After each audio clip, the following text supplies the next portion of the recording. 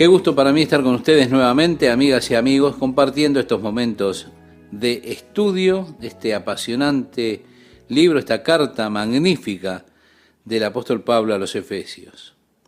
Comienza el capítulo 5 diciendo: sed pues imitadores de Dios como hijos amados. Ahora, él inmediatamente lo invita a ir hacia atrás, hacia el último versículo del capítulo 4, en el cual se exhorta a los creyentes a ser amables los unos con los otros, a tener un corazón tierno, perdonándonos unos a otros como Dios, por amor a Cristo, nos ha perdonado a nosotros. Así que el tema del apóstol Pablo es el perdón de Dios como ejemplo para nosotros de perdón. Sed, pues, imitadores de Dios. O sigamos el ejemplo de Dios, el ejemplo que Dios ha establecido para nosotros, ejemplo de perdón. ¿Se da cuenta? La Biblia verdaderamente tiene claves para la buena salud mental de sus hijos. Una cosa muy importante para la salud mental es un espíritu perdonador. Si usted mantiene amargura, animosidad en su corazón hacia una persona, esa amargura ha de hacerle daño a usted más que al otro. Eso puede llegar a comérselo a usted. La Biblia constantemente enfatiza la importancia de perdonar, de ser perdonadores. Simplemente se trata de tener un espíritu perdonador. Recuerde cuando Jesús le dio a los discípulos el modelo de oración que encontramos en el Sermón del Monte del Evangelio según Mateo. Él incorporó a la oración conocida como el Padre Nuestro y perdona nuestras deudas, así como nosotros perdonamos a nuestros deudores, pidiendo perdón, pero también reconociendo el hecho de que nosotros perdonamos. Solamente había una petición que la oración de Jesús enfatizó al cerrar la oración, y esa fue la petición de perdón. Él dijo además: porque si no perdonan a los hombres sus faltas, tampoco vuestro Padre les perdonará a ustedes sus faltas. ¿Se da cuenta? Jesús enseñó mucho acerca de perdonar. Un día Pedro sintió que él tenía una lección allí para dar y dijo: Señor, ¿cuánto debo perdonar a mi hermano la misma ofensa? ¿Hasta 7 veces? Por eso digo, Pedro sintió que él estaba creciendo en gracia para poder concebir el perdón de la ofensa de un hombre hasta 7 veces. Me imagino cuánto dolor sintió cuando Jesús le respondió: no, Pedro, no te digo que hasta 7 veces, sino 70 veces 7. 490 veces. Estoy seguro que el Señor le quería demostrar a Pedro que perdonar no es un asunto de matemáticas. Antes de que usted pueda llegar a las 490 veces, usted sin duda se habrá olvidado ya de la cuenta. Usted simplemente perdonará. No es un asunto de matemáticas, es un asunto del espíritu. Porque Dios quiere que tengamos espíritu perdonador. Sí, usted ha sido perjudicado. Usted tiene el derecho de enojarse. Tiene derecho a estar molesto por la situación. Bueno, adelante. Se va a dañar a sí mismo. O perdone y entonces verá que es librado de esa carga. Sed más bien amables unos con otros, misericordiosos, perdonándoos unos a otros, así como también Dios os perdonó en Cristo. Sed, pues, imitadores de Dios como hijos amados. Así que usted ve cómo liga esto con el versículo anterior, con el último versículo del capítulo anterior. Dios es el ejemplo para nosotros en el tema de perdonar. Y nosotros somos seguidores de Dios, que nos ha perdonado cuanto a nosotros. Luego agrega y andad en amor. Ahora, como se nos ha enseñado en los primeros 3 capítulos de Efesios, Pablo trató con las bendiciones espirituales con las cuales Dios nos bendijo en Cristo, en los lugares celestiales, habiéndonos sentado junto con Cristo, haciéndonos herederos con Él, y pasados esos 3 capítulos diciéndonos de todas las cosas que Dios ha hecho por usted, todo lo que Dios ha prometido para usted y todo lo que planea hacer por usted y para usted, utilizando a fondo los recursos que Dios ha puesto a su disposición. Él finalmente comienza entonces a hablar acerca de su caminar. Ahora, desafortunadamente no seguimos el mismo ejemplo en nuestra predicación en el día de hoy. Nosotros comenzamos inmediatamente a predicarle a las personas cómo deberían caminar, cómo deberían actuar, cómo deberían responder.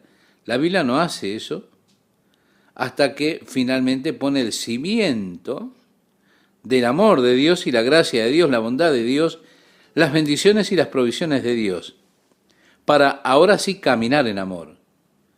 ¿Por qué? Porque usted ha sido tan amado por Dios, tan bendecido por Dios, tan enseñado acerca del amor de Dios.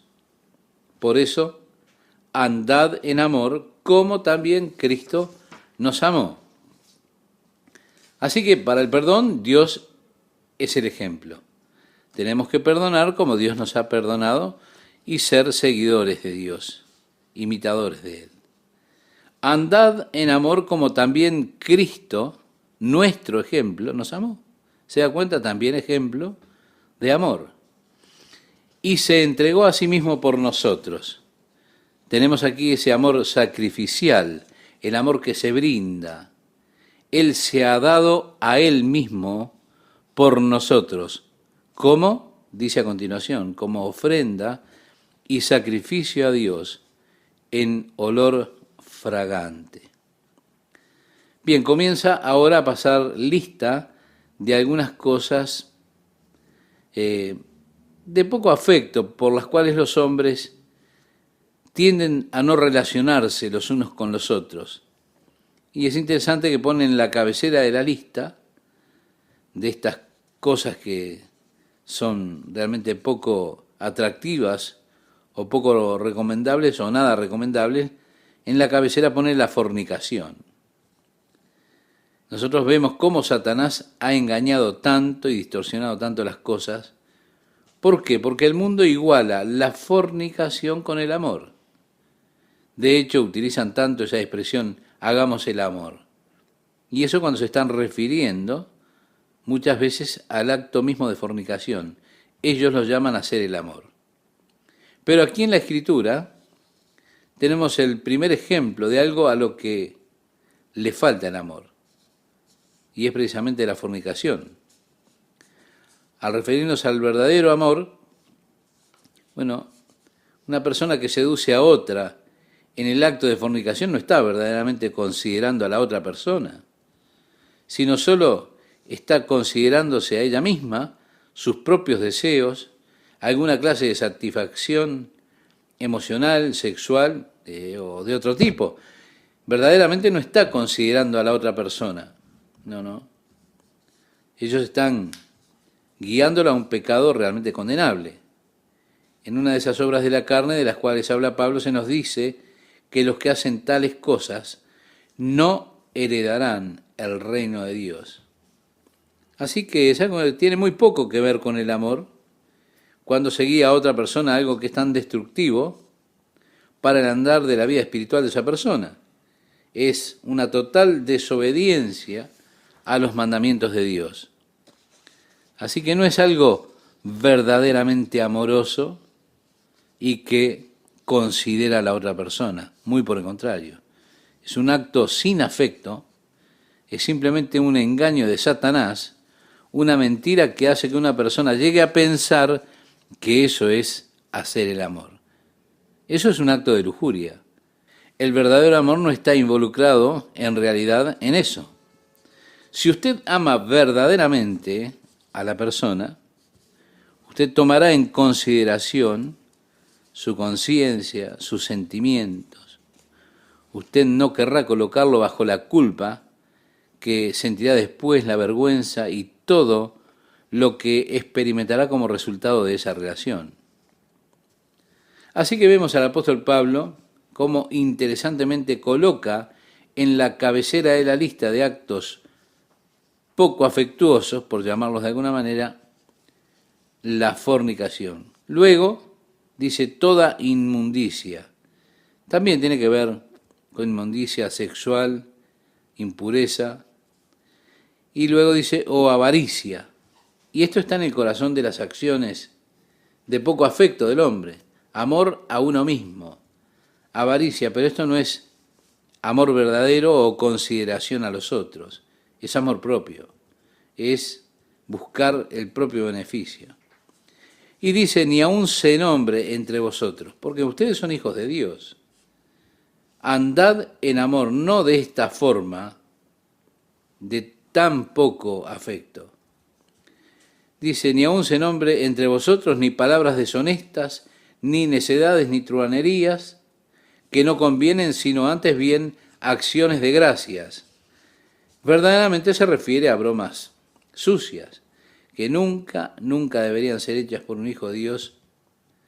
Pasar una historia, por decirlo de alguna manera, una historia cochina, porque lo que usted está haciendo es plantar la inmundicia en la mente de otra persona, inmundicia que después no podrán deshacerse fácilmente de ella. Es trágico, pero yo puedo recordar bromas que me fueron contadas cuando era tan solo un niño pequeño. Esa inmundicia que se plantó en mi mente por esas personas y que no he podido deshacerme de ellas.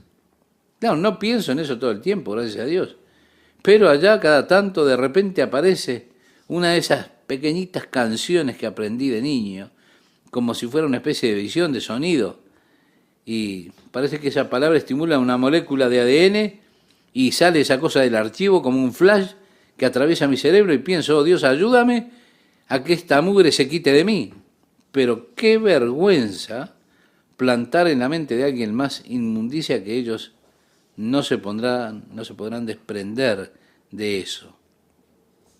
Nos invita a ser santos permanentemente, sí, santos permanentemente. No se trata de amor lo que hacen esas personas. No, la fornicación no es amor en absoluto. Y en lugar de esa clase de cosas, dice, sino antes bien acciones de gracias. Es decir, plantar cosas en la mente de las personas que edifiquen, que bendigan, que sean buenas, que los ayuden.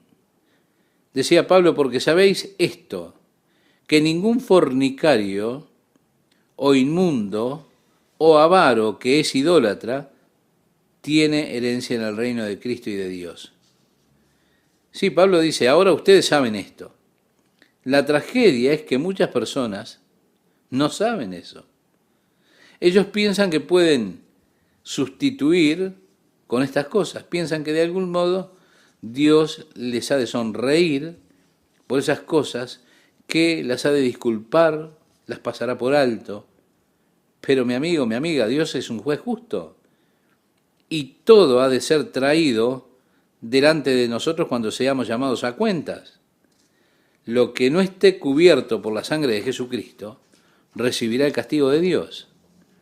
Nadie os engañe. Desafortunadamente muchos hombres han sido engañados en esas áreas. Pero dice, nadie os engañe con palabras vanas, o al entrar en especulaciones, en la racionalización, en las filosofías mundanas. Nadie os engañe con palabras vanas, porque por estas cosas viene la ira de Dios sobre los hijos de desobediencia. Mire, en los días de la iglesia primitiva había una herejía conocida como el gnosticismo. Según la herejía gnóstica, básicamente todo lo que era material era malo. El mundo material no era verdaderamente creado por Dios.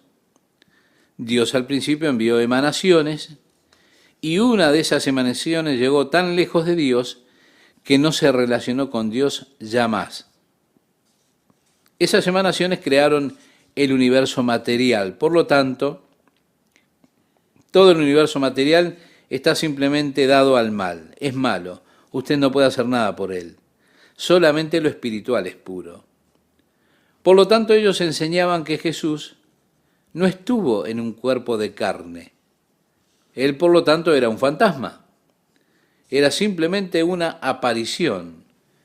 Cuando él caminaba por la playa, no había huellas. ¿Se da cuenta? Así crearon todas esas cosas, esas historias asombrosas, negando que Jesús había venido en carne, en cuerpo.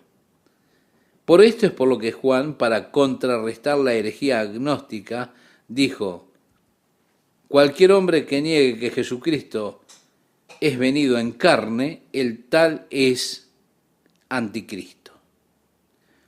Bien, continuando con esa enseñanza de que lo material es todo malo, ellos dijeron: en tanto lo material es dedicado a lo malo, no importa lo que usted haga en su cuerpo, porque eso está anulado de todos modos. Es simplemente malo. Es parte de las cosas materiales, las cuales son totalmente malas, así que no cuentan. Dios verdaderamente no las cuenta. Lo que cuenta es lo que está en su espíritu. Así que usted puede seguir cometiendo fornicación y hacer todas esas cosas, porque verdaderamente no cuenta delante de Dios. Porque mire, todo es parte del cuerpo material y Dios está tan disociado del mundo material que todo lo hecho en el mundo material no cuenta verdaderamente en la esfera espiritual. Esa fue la enseñanza de los gnósticos y Pablo está diciendo: no dejen que nadie les engañe con palabras vanas. Y al entrar ustedes en la herejía agnóstica, había en eso mucho de racionalización y verosimilitudes y todo lo demás, pero estaban engañando personas con esas palabras vanas diciéndoles: oigan, ustedes pueden hacer lo que quieran con sus cuerpos, porque eso no importa, no cuenta delante de Dios. No está mal porque los cuerpos son material y todo se habrá de destruir. Lo que es espiritual es lo que cuenta para con Dios. ¿Se da cuenta? Dice Pablo: no seáis pues partícipes con ellos. De hecho decía: ¿no se dan cuenta que estas cosas son las mismas cosas que han de traer la ira de Dios sobre el hombre? Estas son las cosas por las cuales Dios habrá de juzgar al mundo. Y si usted es culpable de estas cosas, entonces usted será juzgado con un mundo culpable. Luego dice el apóstol: porque en otro tiempo erais tinieblas, mas ahora sois luz en el Señor, andad como hijos de luz. Es decir, una vez erais tinieblas, no andabais en tinieblas, sino que dice erais tinieblas. Pero ahora usted no está en la luz, usted es luz. Una vez su vida fue tinieblas, pero ahora su vida es luz si Cristo habita en usted.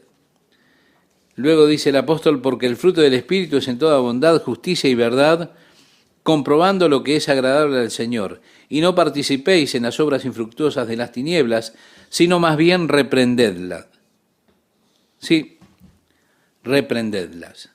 Si usted está caminando en tinieblas, entonces usted no puede tener comunión con Dios. Bien, no debemos tomar más que una actitud pasiva hacia las tinieblas. Cuando alguien viene y comienza a contarme una historia sucia, es obvio por la mirada de sus ojos y esa risita siniestra que muestran que lo que va a decir es algo sucio, entonces deténgalo, repruébelo, no lo escuche. Usted no tiene que apreciar eso. De esa forma usted impedirá que regresen más tarde con más mugre. Dice Pablo: porque vergonzoso es aún hablar de lo que ellos hacen en secreto. Por supuesto, muchas veces ellos quieren venir a contarles lo que pasó el fin de semana, las historias que tuvieron, sus proezas y demás. Dice, es una vergüenza hablar de esas cosas. Y agrega el apóstol, más todas las cosas, cuando son puestas en evidencias por la luz, son hechas manifiestas. Porque la luz es lo que manifiesta todo, por lo cual dice, despiértate, tú que duermes, y levántate de los muertos, y te alumbrará Cristo. Para quienes están durmiendo en la oscuridad, el llamado del Evangelio es ese. Levántate de los muertos, de la muerte espiritual. Jesucristo te dará vida espiritual, vida en abundancia, vida eterna. ¿Qué tal, amigas, amigos? ¿Cómo están? Qué placer estar con ustedes nuevamente compartiendo estos momentos tan agradables con la palabra de Dios. Dice este pasaje que mencionaba Esteban, comprobando lo que es agradable al Señor, y no participéis en las obras infructuosas de las tinieblas, sino más bien reprendedlas. Cuando el apóstol Pablo le escribía a los corintios, les decía, ¿qué comunión tiene la luz con las tinieblas? ¿Recuerda? Ya lo estudiamos. Ahora, piense por un momento. La luz y las tinieblas son mutuamente excluyentes. No pueden coexistir. Usted apaga una luz, aparecen las tinieblas. Enciende la luz, desaparecen las tinieblas. No pueden coexistir. No pueden ser uno, están separados. Son entidades mutuamente excluyentes. Espiritualmente usted no puede caminar en tinieblas y en luz. Si un hombre que tiene compañerismo o comunión con Dios, que está en luz,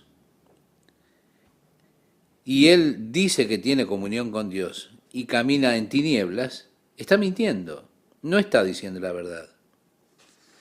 Pero si nosotros caminamos en la luz como Él está en luz, entonces tenemos comunión con Dios y la sangre de Jesucristo su Hijo nos limpia de todo pecado, nos dice en el capítulo 1 de la primera carta del apóstol Juan. Así que, nuevamente, no se engañe. Si usted camina en tinieblas, usted no puede tener comunión con Dios. Por eso, tengan comunión con Dios y no con las obras infructuosas de las tinieblas, sino más bien hay que reprender estas obras infructuosas. Debemos tomar más que una actitud pasiva en cuanto a las tinieblas. De esa manera usted hará que ellas no vuelvan con más mugre más adelante. Decía el apóstol, porque vergonzoso es aún hablar de lo que ellos hacen en secreto. Mas todas las cosas, cuando son puestas en evidencia por la luz, son hechas manifiestas, porque la luz es lo que manifiesta todo. Jesús decía en los días de su carne en este mundo, no he venido a condenar al mundo, sino para que el mundo sea salvo por mí. Y además decía que el que en él cree no es condenado, pero el que no cree ya ha sido condenado porque no ha creído en el nombre del unigénito Hijo de Dios. Y así expresaba en el capítulo 3, versículos 17 al 20, continuaba diciendo, y esta es la condenación, que la luz vino al mundo, en el Evangelio de Juan usted lo puede encontrar, capítulo 3, versículos 17 al 20, esta es la condenación, que la luz vino al mundo, y los hombres amaron más las tinieblas que la luz, porque sus obras eran malas. Porque todo aquel que hace lo malo aborrece la luz y no viene a la luz para que sus obras no sean reprendidas. ¿Se da cuenta? Por eso no vendrán a Cristo por causa de sus malas obras.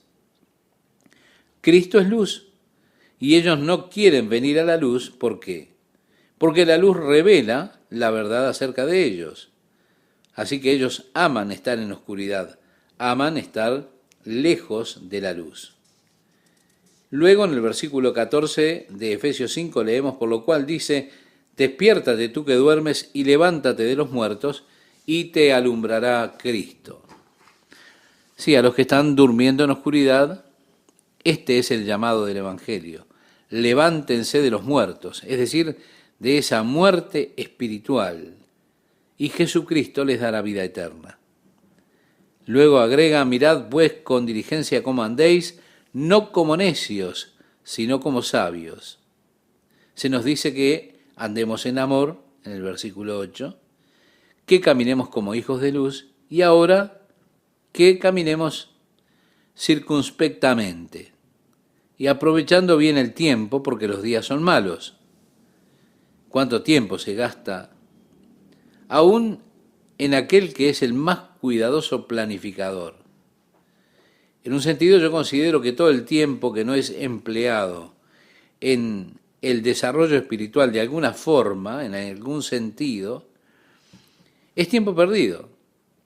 Ahora, no estoy diciendo que siento que una persona nunca debería hacer nada, por ejemplo, como tiempo de recreación.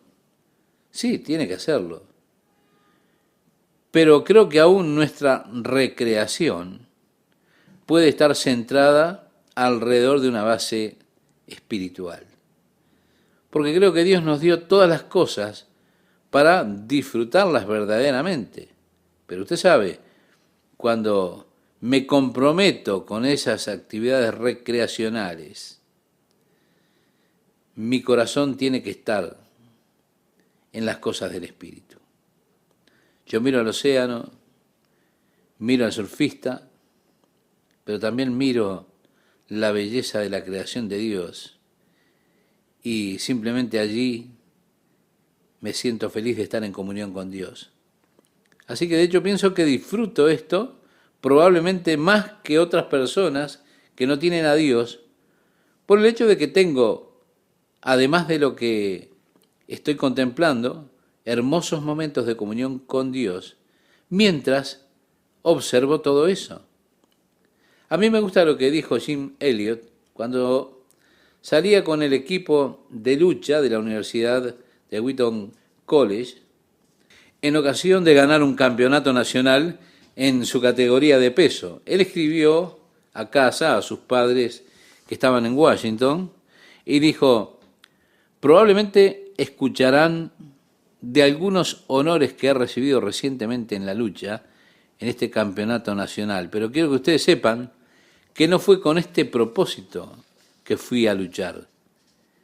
Mi propósito fue desarrollar un cuerpo más coordinado que pudiera ofrecerle a Dios para que lo use en lo que sea que Él vea necesario.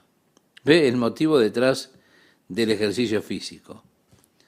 Quiero caminar calle abajo y tener a todo el mundo diciendo, miren qué bien formado, o estoy buscando darle a Dios un elemento más calificado para que Él haga su obra a través de Él. Es una opción y hace la diferencia, aprovechando el tiempo o perdiendo mucho tiempo. El verso 17 dice, por tanto, no seáis insensatos, sino entendidos de cuál sea la voluntad del Señor. Muchas personas están confundidas en cuanto a cuál es la voluntad de Dios para sus vidas, el propósito, el plan de Dios para sus vidas. Y así siguen perdiendo el tiempo, aún haciendo sus propias cosas, sin buscar a Dios verdaderamente, sin buscar la voluntad de Dios para sus vidas. Sin decir al menos, Dios, ¿por qué me has puesto aquí? ¿Qué tienes en mente para mí?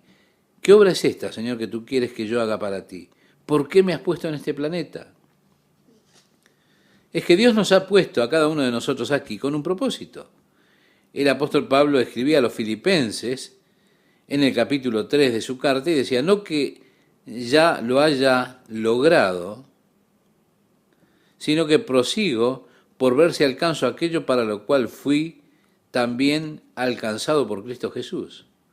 En otras palabras, cuando el Señor me detuvo, cuando iba camino a Damasco, diría el apóstol Pablo, Él tenía un plan definido para mi vida, pero no he logrado todavía aquello que Dios planeó para mí, pero voy camino de eso. Y dice, olvidando las cosas que quedan atrás y extendiéndome a lo que está adelante, a la meta, decía el apóstol Pablo. Ahora, esa debería ser la historia de cada uno de nosotros. Avanzar hacia el propósito de Dios y el cumplimiento del propósito de Dios, su plan para nuestras vidas, redimiendo el tiempo y conociendo lo que Dios quiere que haga, y así están en los negocios de mi Padre. El verso 18 dice, no os embriaguéis con vino, en lo cual hay disolución, antes bien, sed llenos del Espíritu.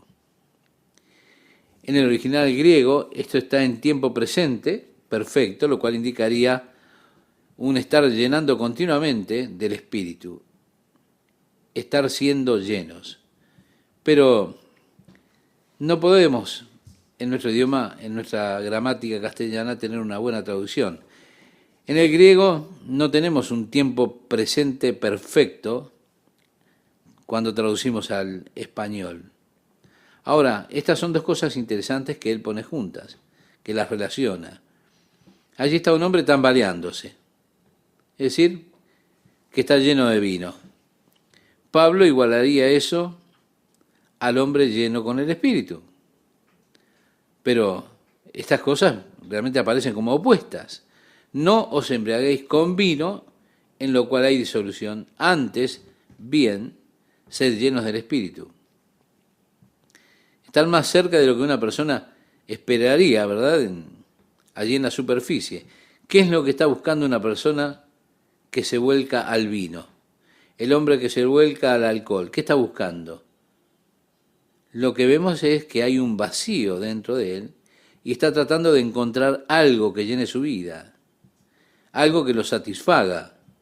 Y allí está buscando y buscando. Sí, algunas personas buscan el alcohol para tener paz, para relajarse, para realizarse.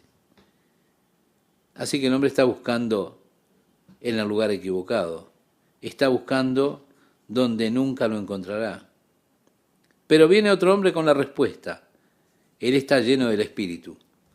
Y ese vacío de su vida es ahora completo y ya no está buscando más.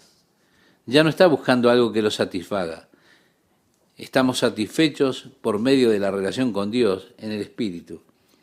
Así que en vez de ser cosas totalmente separadas, vemos que hay una relación real en este mandamiento. No os embriaguéis de vino, en lo cual hay disolución, antes bien sed llenos del Espíritu. Luego dice, hablando entre vosotros con salmos, con himnos y cánticos espirituales, cantando y alabando al Señor en vuestros corazones. Cuando usted canta por recreación, sería bueno preguntarse, ¿qué es lo que canta?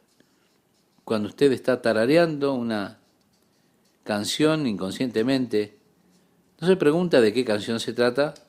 A mí me gusta, por ejemplo, observar a mis nietos, cuando ellos no se dan cuenta que el abuelo los está mirando, los está escuchando, me gusta verlos jugar, me gusta ver su inventiva, el interés que ponen en diferentes cosas.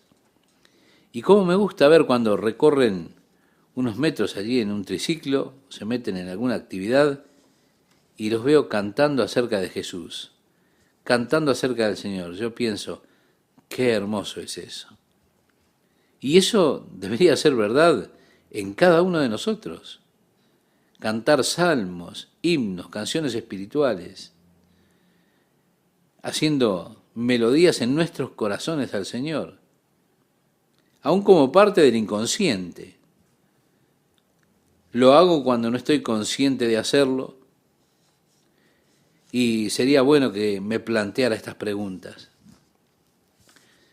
Continúa diciendo, dando siempre gracias por todo al Dios y Padre en el nombre de nuestro Señor Jesucristo. Dando gracias siempre por todas las cosas. Ahora, es imposible hacer esto a menos que nos demos cuenta que todas las cosas obran para bien en aquellos que aman a Dios. Si tengo la confianza, entonces podré darle gracias a Dios por todo. Si no tengo esa confianza, no le podré dar gracias en todas las cosas. No le puedo dar gracias por todas las cosas si no creo plenamente que Dios me ama de manera extraordinaria y que Dios es más sabio que lo que soy yo. ¿Se da cuenta, estimado oyente? Así de sencillo. Él tiene un plan sabio, tiene un propósito que es motivado por su amor a mí. y así Él permite que ese plan y ese propósito llegue a mi vida. Por lo tanto, puedo dar gracias a Dios por todas las cosas. Pero si no me doy cuenta de eso, no lo haré, no le daré gracias en todas las cosas. Porque algunas cosas que me acontecen parece que llegan y son tan adversas, tan horribles, que soy impulsado verdaderamente a clamar a Dios en contra de todas esas cosas. Ahora, si sé que Dios está en control de mi vida, que nada me ocurrirá, nada me sucederá si Dios no lo permite, y si sé que el Padre me ama de manera suprema, de esa forma, todas las cosas que me acontezcan sabré que ocurren para su propósito, porque Él me ama, yo le amo a Él, y Él me ha llamado conforme a su propósito. Entonces puedo darle gracias a Dios aún por las cosas que no entiendo, por qué llegan a mi vida, por malas o horribles que parezcan. Luego dice, someteos unos a otros en el temor de Dios.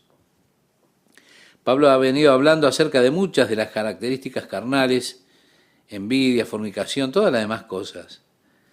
Las características de la carne son de hecho egoísmo o están centradas en uno mismo. De allí nace la ambición y todas las demás cosas, la avaricia. Todo eso proviene de nuestro egoísmo. Yo quiero las cosas a mi modo. Quiero que las personas cumplan mis deseos.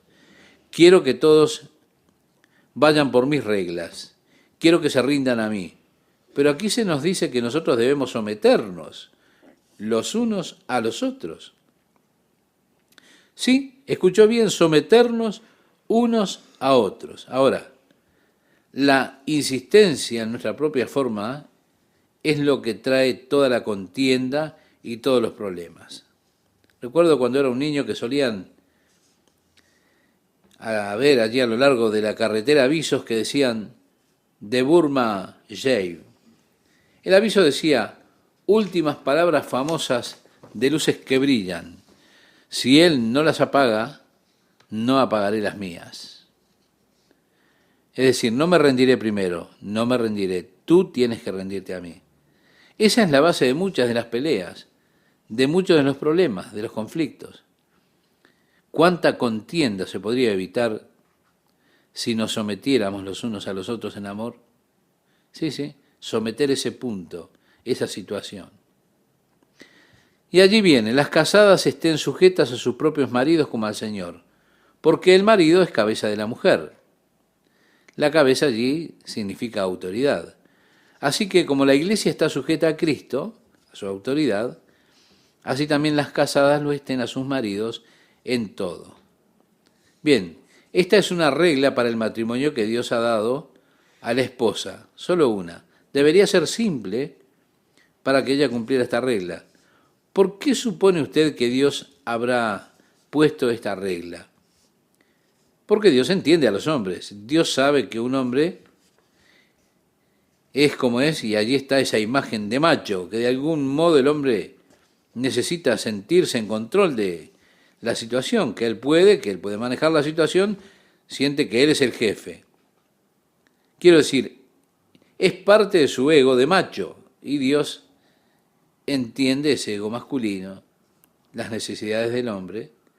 Le dio a la mujer entonces una característica y una regla por la cual su marido pueda sentir que él es verdaderamente el hombre de la casa y que el que controla las cosas.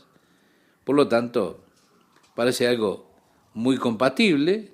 Él se siente amándola a ella así, de esa forma. Y así le dio Dios a la mujer esta regla tan simple, la cual, si ella sigue esa regla, hará que su esposo se sienta responsable y sea una persona amorosa y fácil de tratar con él. Amigas, amigos, quiero darle gracias a Dios por esta nueva oportunidad de estar con ustedes, además de saludarles e invitarles a que sigan con entusiasmo el estudio de esta apasionante carta del apóstol Pablo a los Efesios. Sí, Dios ha establecido reglas para los esposos. Y esta regla es una. Dios sabía que tenemos la tendencia a olvidarnos. Así que dio esto que es una regla para las mujeres y también para los esposos. Maridos, amad a vuestras mujeres, así como Cristo amó a la iglesia y se entregó a sí mismo por ella. Ahora, ¿por qué habría Dios de demandar o mandar a los esposos a amar a sus esposas de una manera tan suprema? Y eso es porque Dios comprende a las mujeres. Él sabe las necesidades de ellas, comprende que una de las mayores necesidades que tiene una mujer es la de sentir seguridad de ser amada de manera suprema por su esposo, de que no hay nadie más y que ella sola es amada por su esposo. Ahí ella necesita eso. Así que Dios mandó a los esposos a cumplir con esa necesidad de la mujer, así ella puede tener la seguridad del amor de su esposo, sabiendo que es la número uno y única en su vida. Bien, todos los problemas maritales nacen de la desobediencia a estas reglas. Las reglas para un matrimonio feliz, una para el esposo y una para la esposa, pero el matrimonio tiene problemas porque estas reglas se rompen. Y cuando se rompen, comienza a complicarse la cosa. Cuando el esposo falla en mostrarle a su esposa esa clase de amor que Cristo tiene por la iglesia, ella comienza a sentirse insegura, a decir, yo no sé si Él me ama realmente. Entonces ella siente la necesidad de comenzar a protegerse a ella misma porque yo no sé si Él va a protegerme a mí o no. Y de esa forma ella comienza a desafiar las decisiones que Él toma.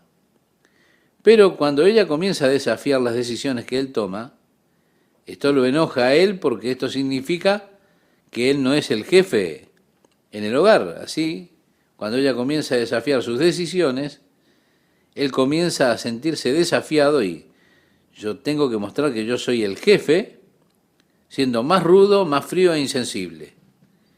Y cuando Él se pone más rudo e insensible, ella se vuelve más insegura. Lo desafía más aún. ¿Se da cuenta?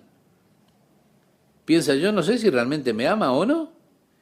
Y no creo que lo esté planeando todo tan inteligentemente.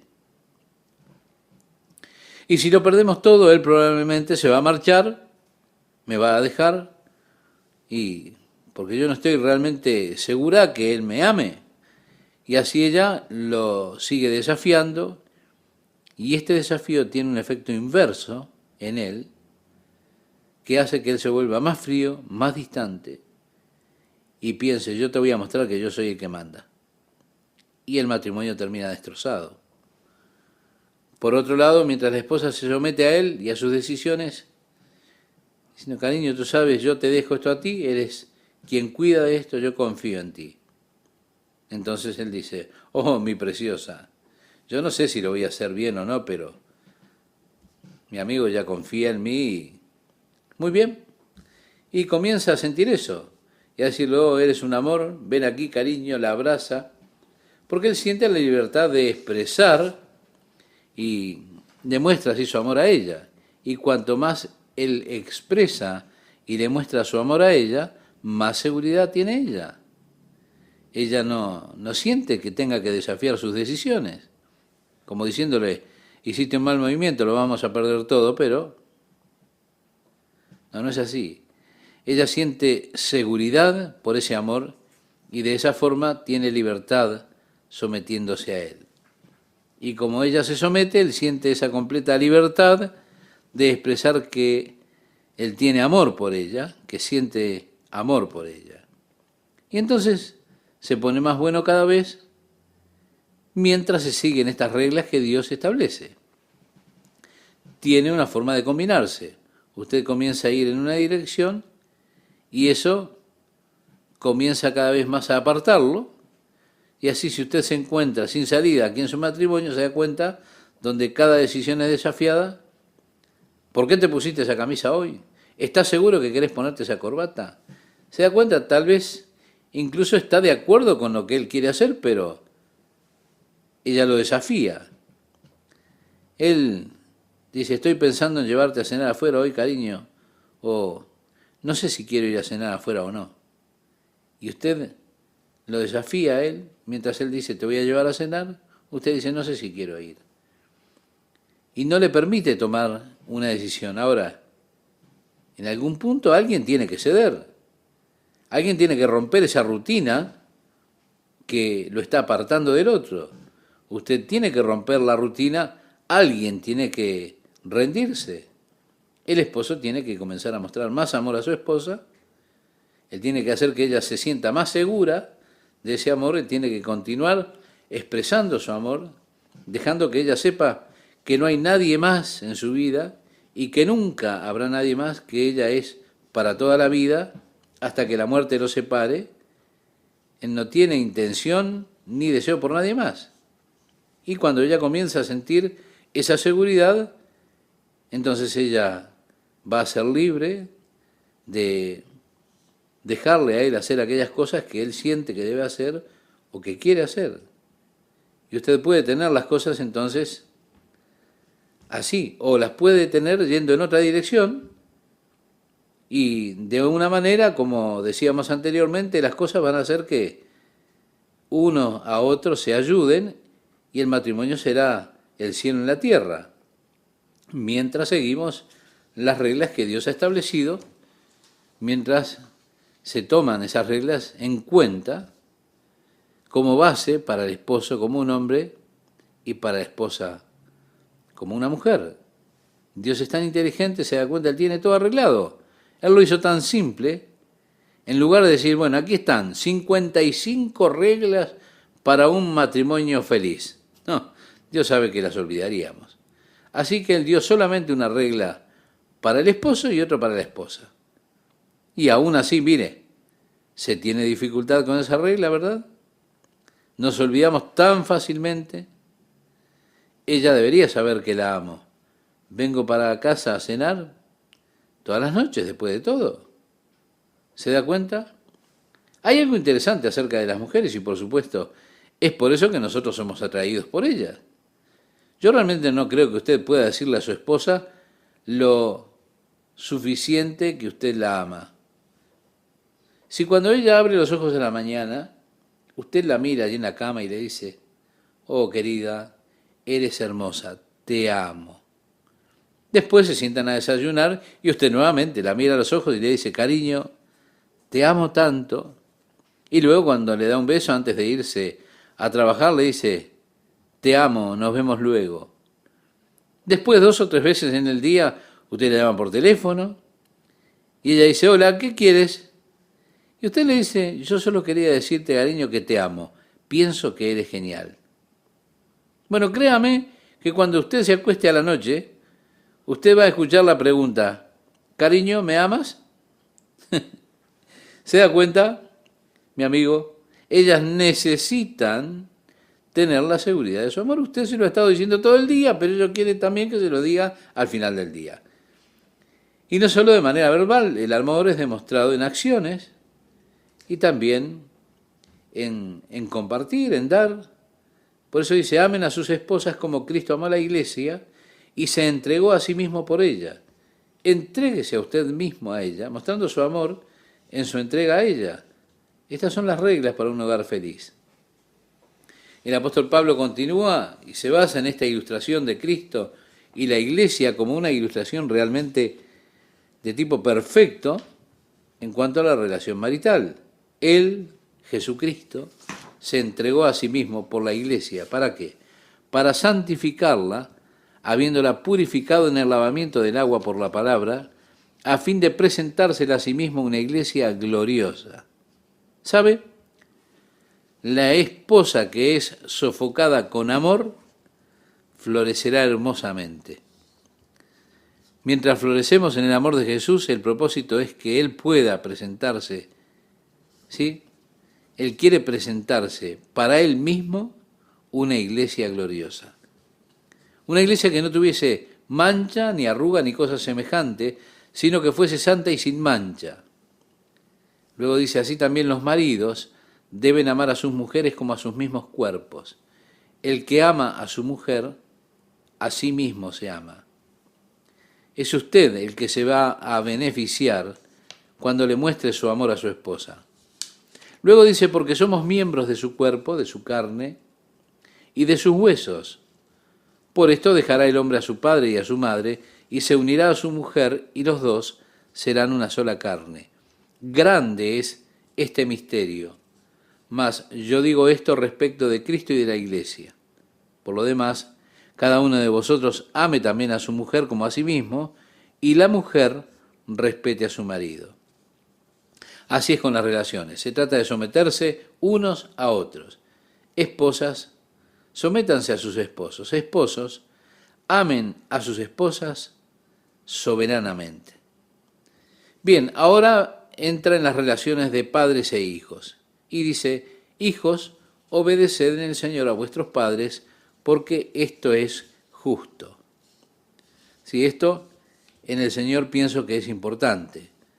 Ahora, si sus padres no son creyentes, si sus padres están demandando que usted haga cosas o requiere que usted haga cosas que no son apropiadas desde una base espiritual, yo no creo que se requiera obediencia. Pero obedezcan a sus padres en el Señor, eso es lo que dice. Hay una conciencia más alta que viene de parte de Dios, por la cual debemos obedecer a Dios antes que a los hombres. Si lo que se requiere de mí viola mi conciencia ante Dios, entonces eso no debe ser el estándar que guíe mi vida. Aún en la relación marital de las esposas sometidas a los esposos, el estándar de guía es la conciencia ante Dios.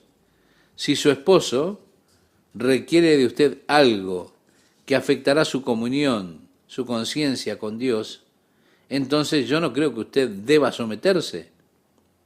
Su esposo realmente no la ama, no la está amando como Cristo ama a la iglesia, sino que le está pidiendo a usted que haga algo en contra de la voluntad de Dios.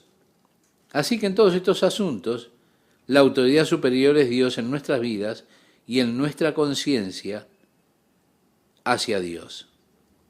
Hijos, obedezcan a sus padres en el Señor, porque esto es justo.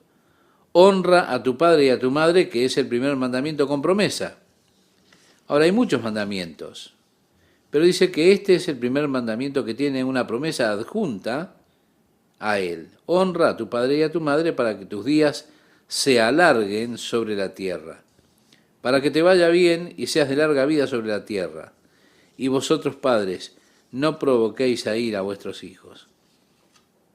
Creo que una de las cosas más crueles que he visto hacer a los padres es tentar a los hijos al punto de la distracción, enloqueciendo a sus pequeños hijos. Y allí están, sosteniendo un caramelo en la mano, una galleta, y entonces cuando ellos van a alcanzar ese caramelo se lo sacan. Se lo sacan y lo alejan. Y así crean una frustración hasta que el niño no lo puede alcanzar. No provoquéis a ira a vuestros hijos. Eso es cruel burlarse o lo que sea por el estilo en esas provocaciones a un niño, eso no está bien. Es abusar mentalmente de un niño. Pero hay personas que hacen que el niño termine gritando de frustración. ¿Se da cuenta? No provoquéis a ira a vuestros hijos. Pienso que podemos hacerlo, demandándole a un niño tareas que son irrazonables. Y uno dice, después de todo es mi hijo, tiene que ser un genio. Ellos son tan inteligentes, ellos hablan delante de todos, caminan. Mis hijos tienen que ser súper inteligentes y especiales. Y así intentamos a veces presionarlos más allá de sus capacidades. Y en lugar de ayudarlos, los frustramos. Necesitamos tener cuidado de no presionarlos tanto que lleguemos a frustrarlos. No provoquéis a ira a vuestros hijos, sino criadlos en disciplina y amonestación del Señor. Es decir, enséñenle acerca de Dios, enséñele acerca de las cosas de Dios a su hijo, enséñele de los caminos de Dios. Luego dice, siervos, obedeced a vuestros amos terrenales con temor y temblor, con sencillez de vuestro corazón como a Cristo, no sirviendo al ojo como los que quieren agradar a los hombres, sino como siervos de Cristo, de corazón, haciendo la voluntad de Dios. Bien, estimado oyente, se nos dice en las Escrituras que cualquier cosa que usted haga, que usted realice, de palabra o de hecho, todo lo que haga, lo haga para la gloria de Cristo, o que lo haga como si estuviera haciéndolo para Cristo. No sé qué clase de trabajo tiene usted, no es ese el caso, no importa qué clase de trabajo esté haciendo. Lo que importa es que usted piense, soy testigo para Jesucristo. Así que de esa forma, lo que voy a hacer, lo quiero hacer bien por causa de Él. Porque de esa forma las personas pensarán bien acerca del cristianismo, porque el trabajo que yo estoy haciendo, lo estoy haciendo como algo que es súper especial. Y estoy poniendo en ese trabajo un esfuerzo extra.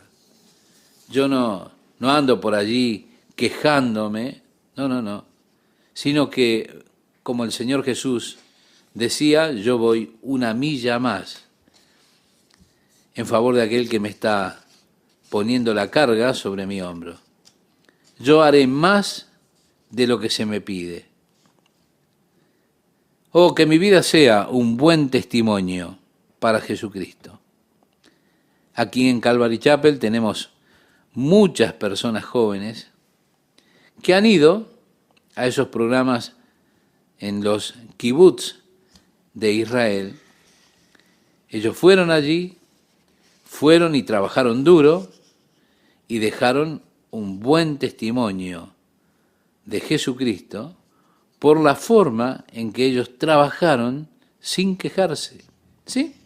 Ellos estuvieron haciendo su trabajo y lo hicieron como enseña la Escritura. Lo hicieron no como quien sirve al ojo, como sirviendo a los hombres. Hicieron su trabajo como para el Señor. Y eso es lo que deja un testimonio muy poderoso delante de aquellos que verdaderamente lo están observando. ¿Por qué? Y porque lo estamos haciendo como para el Señor. Ahora, muchas veces se nos pide, se nos requiere que nosotros realicemos cosas que realmente son para nosotros irritantes. Quizá alguna vez el jefe le pide a usted que haga algo de lo cual usted piensa, escucha, yo estoy por encima de esto que me estás pidiendo. ¿Lavar el piso? Estás bromeando. Yo no fui tomado para esto, no fui contratado para esto. Mi amiga, mi amigo, haga lo que haga, hágalo como para el Señor. No lo haga como para agradar a los hombres, sino para agradar al Señor, ni aun para agradarse a sí mismo, sino para agradarle al Señor, como un buen testimonio para Él. Luego dice, sirviendo de buena voluntad, como al Señor y no a los hombres, sabiendo que el bien que cada uno hiciere, ese recibirá del Señor, sea siervo o sea libre. Finalmente estoy esperando en el Señor por mi recompensa, por mi vida y mi trabajo. Sé que el Señor me recompensará. Luego dice, y vosotros, amos, haced con ellos lo mismo, dejando las amenazas, sabiendo que el Señor de ellos y vuestro está en los cielos, y que para Él no hay acepción de personas. ¿Qué tal, amigas, amigos? ¿Cómo están? Qué gusto es para mí estar otra vez con ustedes compartiendo este apasionante estudio de la palabra de Dios. El versículo 5 dice, siervos, obedeced a vuestros amos terrenales con temor y temblor, con sencillez de vuestro corazón como a Cristo, no sirviendo al ojo como los que quieren agradar a los hombres, sino como siervos de Cristo, de corazón, haciendo la voluntad de Dios. Mi estimado oyente, se nos dice aquí en las Escrituras que aquello que nosotros realicemos, sea de palabra o de obra, debemos hacerlo para la gloria de Cristo. Cualquier cosa que realicemos, debemos hacerlo como para Cristo. No importa qué clase de trabajo esté realizando, allí soy un testigo de Jesucristo y de esa forma yo quiero hacerlo bien por causa del Señor. ¿Para qué? Para que las personas piensen bien del cristianismo, porque el trabajo que hago, para mí, lo hago como algo súper especial. Es decir, estoy dando mi mejor esfuerzo, sin andar quejándome por allí. Estoy yendo, como decía el Señor Jesús, una milla más, haciendo más de lo que me piden. Oh, que nuestra vida sea un buen testimonio para Jesucristo. Tenemos muchos jóvenes que salieron de Calvary Chapel para esos programas de los kibutz allí en tierra de Israel. Ellos dejaron muy buen testimonio por la forma en que trabajaron sin quejarse, con una muy buena actitud. ¿Por qué? Porque ellos trabajaron como para el Señor. Ellos fueron con esa actitud correcta entre aquellas personas, trabajando como para el Señor. Y eso dejó un poderoso testimonio delante de aquellos que observaron su trabajo. Uno de los primeros grupos que fueron allí, bueno, en el kibutz estaban determinados a molestarlos. Les dieron para hacer las tareas más sucias de aquel lugar. Y así estaban presionándolo con toda clase de cosas. Aún así, estos jóvenes hicieron su trabajo sonriendo, regocijándose y con una muy buena actitud. Lo que ellos hicieron fue descolocar a los habitantes del kibutz, porque ellos decían, wow, no puedo creer la forma en que responden estas personas, la manera en que reaccionan. ¿Por qué? Y porque lo estaban haciendo como para el Señor. Ahora, muchas veces se nos pide que nosotros hagamos alguna cosa y algo que nos irrita. Quizá el jefe viene y le pide que haga algo que usted piensa, bueno, por favor, barrer el piso, está bromeando. Solía trabajar muchas veces cuando estaba requiriendo hacer cosas que eran irritantes para nosotros. En mi trabajo para los mercados Alfabeta era llamado no solamente para hacer casi todo, iba por ahí, por varios almacenes, supliendo a los gerentes. Así que los empleados de limpieza no estaban allí. ¿Qué hacía yo? Yo iba y limpiaba los baños, barría los pisos. Y pensaba, oiga, si ellos quieren pagarme lo que me están pagando por mi tiempo y quieren que haga esto, lo voy a hacer sin quejarme y sin murmurar. Bien, eso es exactamente lo que el apóstol Pablo está diciendo aquí. Que haga lo que haga, lo haga para el Señor. No para agradar a los hombres, sino para agradar a Dios, como buenos ministros de Jesucristo. Y dice además, sirviendo de buena voluntad como al Señor y no a los hombres, sabiendo que el bien que cada uno hiciere, ese recibirá del Señor, sea siervo o sea libre. Estoy mirando finalmente al Señor para que me dé Él su recompensa por lo que he hecho en mi vida.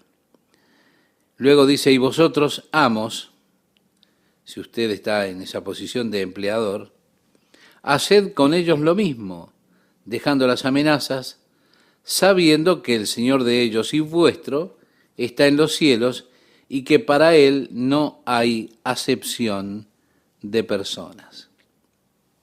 Usted sabe que en la iglesia primitiva lo de la esclavitud era un asunto cotidiano. Resultaba bastante interesante porque muchos de los que integraban la iglesia primitiva eran esclavos. Pero habían muchos que eran amos, que a su vez tenían muchos esclavos.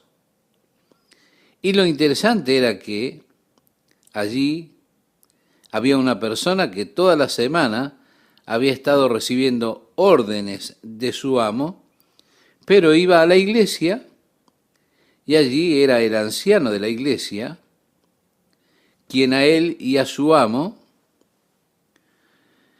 les dirigía en el servicio a Dios. Y allí se revertía todo el orden, ya no había esclavo y amo. Eran hermanos iguales ante Dios, porque con Dios no hay acepción de personas. Todos somos uno delante de Él. Luego dice, por lo demás, hermanos míos, fortaleceos en el Señor y en el poder de su fuerza, vestíos de toda la armadura de Dios, para que podáis estar firmes contra las acechanzas del diablo, porque no tenemos lucha contra sangre y carne, sino contra principados, contra potestades, contra los gobernadores de las tinieblas de este siglo, contra huestes espirituales de maldad en las regiones celestes. Por tanto, tomad toda la armadura de Dios para que podáis resistir en el día malo y, habiendo acabado todo, estar firmes. Estad, pues, firmes, ceñidos. Y va a seguir diciendo, antes de seguir con la lectura, nosotros estamos llegando a la parte final de este libro, donde se nos presenta la armadura del creyente. Recuerden los primeros 3 capítulos que escribió Pablo, él trató con la riqueza del creyente. Los 2 siguientes, o 2 capítulos y medios, él trató con el caminar o el andar del cristiano, del creyente. Bien, ahora él va a tratar con la armadura. En los 3 primeros capítulos habló de las posiciones que tienen los creyentes, sentados con Cristo. En los 2 y medio capítulos siguientes, reitero, trató del andar, pero ahora trata de estar firmes. ¿Nota el contraste? Fortaleceos en el Señor y en el poder de su fuerza. Es decir, ustedes tienen que saber que no tienen fuerza en ustedes mismos. Es el Señor quien les da la fuerza. Sin Él no podemos hacer nada. Pero, como bien dice la carta a los Filipenses, en el capítulo 4, verso 13, todo lo puedo en Cristo que me fortalece. Por lo demás, hermanos míos, decía Pablo aquí, fortaleceos en el Señor y en el poder de su fuerza, vestíos de toda la armadura de Dios. Vemos, Pablo está mirando ahora como una figura, el soldado romano, que se vestía para la guerra. Y como cristianos estamos en una batalla verdadera, es una batalla espiritual. No estamos contendiendo como el soldado romano con carne y sangre. Nuestra lucha es contra potestades, principados, poderes que son entidades espirituales. Son los capitanes y tenientes de las jerarquías demoníacas. Aquí son llamados principados, potestades, autoridades, dominios. Sí, tienen diferentes rangos de espíritus malignos. Y ahí es donde reside nuestra verdadera batalla, en la esfera espiritual, luchando esas batallas espirituales. Así que las armas de nuestra milicia, al decir del apóstol Pablo, no son carnales, son espirituales, porque es una batalla espiritual que no se puede enfrentar con armas físicas.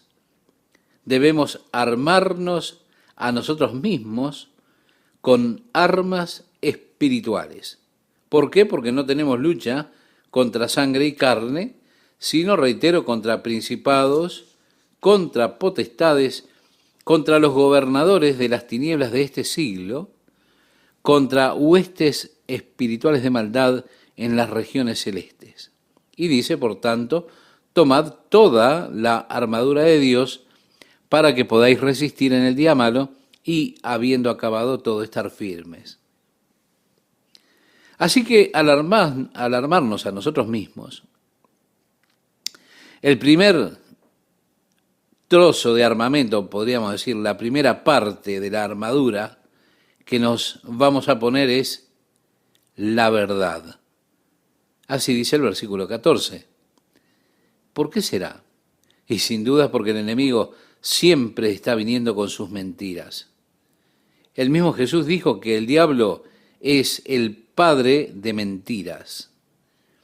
Él siempre está tratando de mentirle a usted acerca de Dios, acerca de la naturaleza de Dios, del carácter y de la actitud de Dios hacia usted. El diablo siempre trata de mentirle acerca de la actitud de Dios hacia el pecado. Como si Dios dijera, verdaderamente no interesa. Podés hacer lo que quieras, total, Dios te perdona. Y demás cosas, Él presiona en ese punto para que usted use la gracia de Dios como una cubierta para la lascivia, engañándose usted a usted mismo. Se da cuenta, la verdad es importante. Es muy importante que usted esté armado con la verdad. En segundo lugar, y vestidos con la coraza de justicia. Es ese compromiso de nuestro corazón para hacer lo que está bien delante de Dios. Es que necesitamos tener eso como un compromiso de vida. Que nosotros podamos decir, quiero hacer lo correcto. No observar la situación para luego determinar, a ver, a qué lado me inclino, según me guste. Sino tener simplemente esa determinación de vivir una clase de vida justa. Sí, esa es la justicia. La justicia incluye o constituye las acciones justas hacia aquellos que me rodean. La impiedad está en no hacer las cosas correctas a nuestro prójimo. La piedad tiene que ver con hacer lo correcto hacia Dios, la relación correcta con Dios. La impiedad es la relación equivocada con Dios. Así que puede haber impiedad en mi relación con Dios y en mi relación con el hombre, con el prójimo. Ahora, Pablo se encuentra aquí hablando acerca de la piedad. Y debo tener eso como un cimiento básico, la cota de justicia. Lo habré de hacer lo mejor que Dios me ayude a hacerlo. Quiero vivir correctamente. Esa es mi decisión. Y así debe pensar, estimado oyente. Luego dice, y calzado los pies con el apresto del Evangelio de la paz. Es que el deseo de Dios es que vivamos en paz los unos con los otros y también en paz con Él. Vivimos en un mundo lleno de contienda, lleno de maldad. Hablamos de relaciones matrimoniales, pero ¿cuántos hogares están llenos de contienda? La atmósfera de continuo es tensa. Mientras fracasamos en obedecer las Escrituras que nos dicen que debemos someternos los unos a los otros en amor. Y en lugar de eso estamos tratando de dominar los unos a los otros, gobernar unos sobre los otros, y hay una ausencia total de amor en esas relaciones. Quizá estamos peleando por las cosas más ridículas y no nos rendimos. Y no nos sometemos en ese punto, hacemos énfasis para tener la última palabra y dejando así un sabor amargo. Y la Escritura dice, la blanda respuesta quita la ira. ¿Cuántas veces en una situación tensa, en donde se está a espada en mano, todo el asunto se puede esfumar simplemente si una persona dice, ¿sabes que creo que tenés razón? Qué tonto fui al pelear por esto. Es muy probable que tengas la razón. De repente todo el problema se esfumó. Cesa la contienda. ¿Por qué encontramos tan difícil hacer eso? Admitir que nos equivocamos. Admitir que la otra persona probablemente tenga razón. Mire, aun cuando sabemos que estén equivocados, ayúdanos, Señor, para poder lograrlo.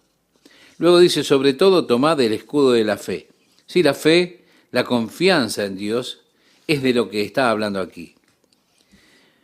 Y dice, con que podáis apagar todos los dardos de fuego del maligno. Satanás está constantemente atacándonos nuestra fe en Dios, la habilidad de Dios, el poder de Dios, es el que tiene que obrar en mí. Puedo ponerme firme en contra de los ataques del enemigo si realmente confío en Dios. Luego dice, y tomad el yelmo de la salvación. Gracias a Dios hemos sido salvos por medio de Jesucristo, de esa tiranía, de una vida gobernada por los deseos carnales.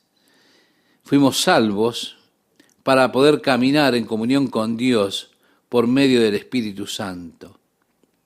El yelmo de la salvación y la espada del Espíritu, dice ahora. La palabra de Dios es la tremenda defensa que tenemos en contra del pecado.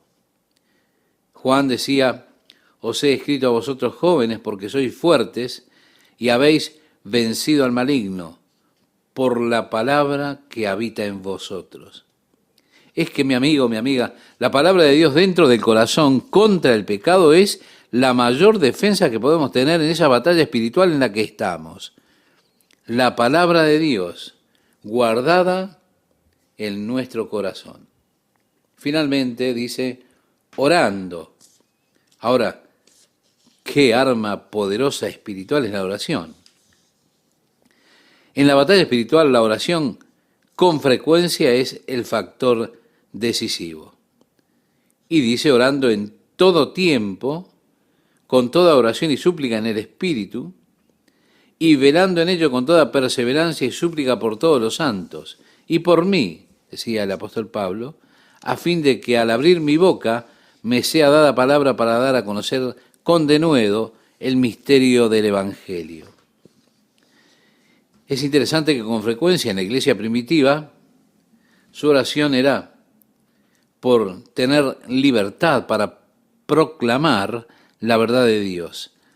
La razón de eso era la persecución tremenda que había contra los que proclamaban el Evangelio.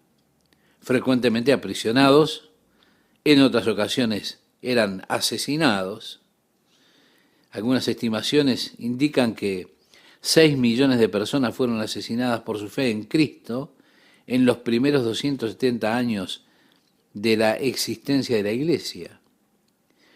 Unos 6 millones de personas martirizadas.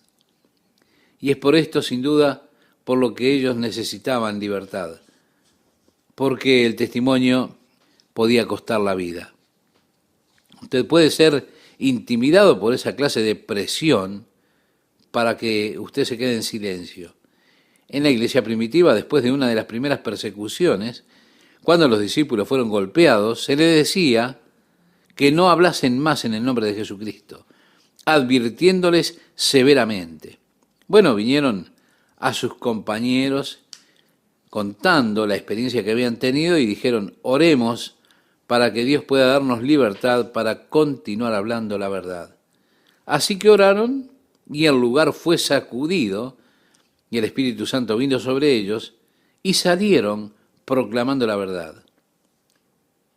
El apóstol Pablo aquí está orando, pidiendo oración para que Dios le dé libertad en el abrir de su boca para hacer conocido este misterio del Evangelio. Él decía, por el cual soy embajador en cadenas. En otras palabras, por el cual he sido puesto en prisión. Que con denuedo hable de él como debo hablar. Es decir, que no sea intimidado por estar aprisionado por la persecución, los latigazos, sino que él continuara hablando libremente para la gloria de Jesucristo como debía hablar. Pienso muchas veces que nuestras actitudes, cuando alguien nos mira mal, nos menosprecia por testificar a Jesús, es, por ejemplo, "Oh, eres uno de esos raros de Jesús", por ahí se nos dice. Muchas veces nos encontramos con esas clases de personas que nos dicen, ya sé, sos uno de esos que anda hablando de Jesús. Y eso nos intimida, nos deja quietos el comentario de alguna persona. Imagine las cosas que pasaron aquellos discípulos de los primeros días de la iglesia. Pablo está aquí en prisión por causa de haber proclamado el Evangelio, pero él dice, oigan, oren que Dios me dé libertad para hablar como tengo que hacerlo, que no sea intimidado por el hecho de que he sido arrojado en prisión, que mi vida está amenazada, que Nerón ha de cortarme la cabeza. Se da cuenta lo que necesitamos nosotros, son las agallas de aquellos primeros discípulos. Dice además, para que también vosotros sepáis mis asuntos y lo que hago, todo os lo hará saber Tíquico, hermano amado y fiel ministro en el Señor, el cual envía a vosotros para esto mismo, para que sepáis lo tocante a nosotros y que consuele vuestros corazones. Paz sea a los hermanos y amor con fe de Dios Padre y del Señor Jesucristo. Sí, mi amigo oyente, mi amiga oyente, paz y amor, gloriosos dones de Dios. Finalmente concluimos este estudio con el último versículo, que es para usted también. La gracia sea con todos los que aman a nuestro Señor Jesucristo con amor inalterable. Amén.